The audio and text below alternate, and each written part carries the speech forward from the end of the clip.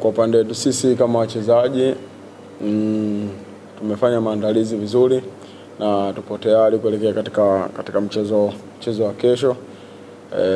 Tunajua ni dakika nyingine 90 ambazo kwetu sisi tunasema ni dakika mpya kabisa.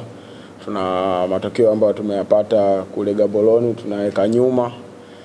Unakuwa ni mchezo mpya, mchezo ambao unatuhitaji sisi kuweza kupata ushindi katika mchezo wa kesho, ili tuweze kufikia yale malengo ambayo tulikuwa nayo sisi kama team na sisi kama club. Malengo yetu makubwa katika mashindano haya ya Champions League msimu huu, ni matarajio yetu ni makubwa sana. Kwa hiyo uweze kufikia matarajio makubwa bila kushinda katika hizi hatua za mwanzo. Kwa hiyo tumejiandaa vizuri kuweza kuhakikisha tunashinda katika hizi hatua za mwanzo ili kuweza kufika yale malengo yetu.